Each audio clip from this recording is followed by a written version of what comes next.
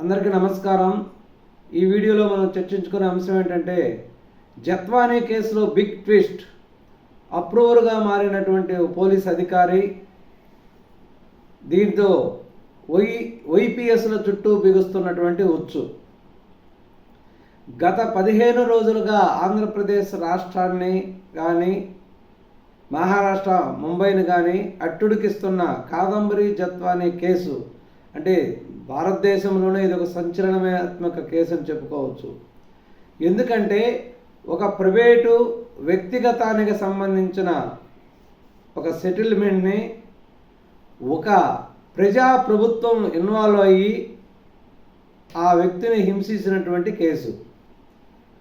ముంబై నటైనటువంటి కాదంబరి జత్వానీ ఒక ప్రముఖ పారిశ్రామికవేత్త మీద పెట్టినటువంటి రేప్ కేసుని నీరుగార్చడానికి ఆ పారిశ్రామికవేత్త ఆంధ్రప్రదేశ్ ప్రభుత్వంతో బిగ్ డీల్ ఏర్పరచుకొని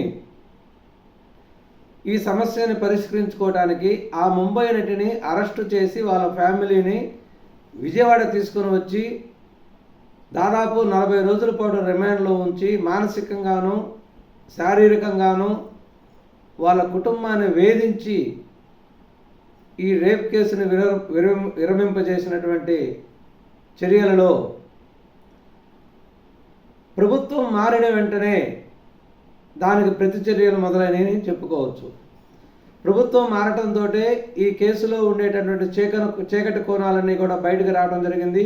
కాదంబరి జత్వానీ అనే ముంబై హీరోయిన్ ఆంధ్రప్రదేశ్కు వచ్చి ప్రభుత్వాన్ని వేడుకొని జరిగినటువంటి సమస్యని మొత్తం మీడియా ముఖంగా వివరించడంతో ప్రభుత్వం ప్రత్యేక విచారణ అధికారిని నియమించడం జరిగింది. ఆ విచారణ అధికారికి పూర్తి స్థాయిలో స్టేట్మెంట్ ఇవ్వటం, తర్వాత నిన్న లేటెస్ట్గా ఇబ్రహీంపట్నంలో పోలీస్ కేసు పెట్టడం జరిగింది. ఆ ఐపీఎస్ ఆఫీసర్ల మీద, విద్యాసాగర్ మీద. ఎప్పుడైతే పోలీస్ కేసు పెట్టి ఎఫ్ఐఆర్ నమోదైందో వెంటనే 2 పోలీస్ అధికారులను సస్పెండ్ చేయడం జరిగింది. సస్పెండ్ చేసినటువంటి పోలీస్ అధికారులు ఒకరు అప్రూవర్గా మారినట్టు తెలుస్తుంది. అప్రూవర్గా మారిన తర్వాత ఇచ్చినటువంటి స్టేట్మెంట్ని వీడియో రికార్డింగ్ పూర్తిగా చేయడం జరిగింది. దాదాపు 40 నిమిషాల పాటు అతను స్టేట్మెంట్ ఇవ్వడం జరిగింది.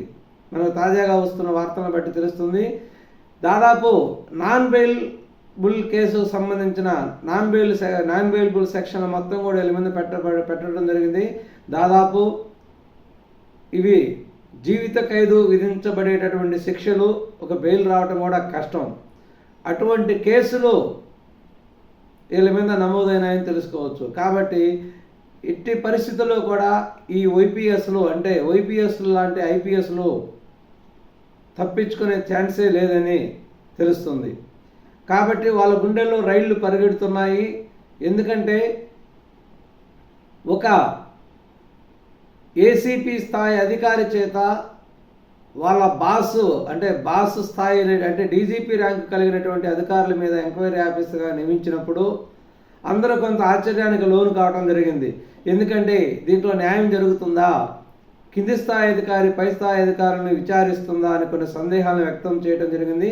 ఈ సందేహాలన్నింటినీ కూడా పటాపంచలు చేస్తూ అన్ని రకాల ఎవిడెన్స్లను సేకరించి ఆ జత్వానీ ద్వారా అన్ని స్టేట్మెంట్లు తీసుకొని, వాళ్ళ కుటుంబం సభ్యుల ద్వారా స్టేట్మెంట్లు తీసుకొని ఈ ఐపీఎస్ అధికారుల చుట్టూ ఉచ్చు బిగించడం జరిగింది.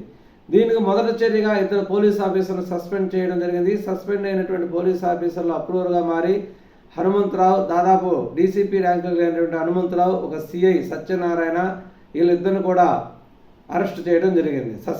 సస్పెండ్ చేయడం జరిగింది. ఈ సస్పెండ్ అయినటువంటి పోలీస్ ఆఫీసర్లలో ఒకరు అప్రూవర్గా మారి జరిగిన విధానం మొత్తం కూడా వివరించడం జరిగింది. పూర్తిగా దీంట్లో ఎవరెవరు ఇన్వాల్వ్మెంట్ ఉంది, ఏంటి దీని పాత్ర అనేది మొత్తం వివరించినట్లు తెలుస్తున్నది.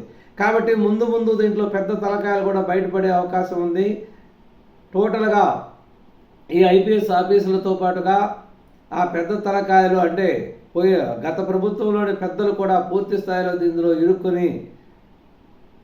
ఇరుక్కునేటట్లు అనుమానాలు కూడా వస్తున్నాయి. ఇంకా దీంట్లో ఎన్ని మనుపులు తిరుగుతాయో మనం ముందు కాలమే నిర్ణయిస్తుంది. నమస్కారం, ధన్యవాదాలు.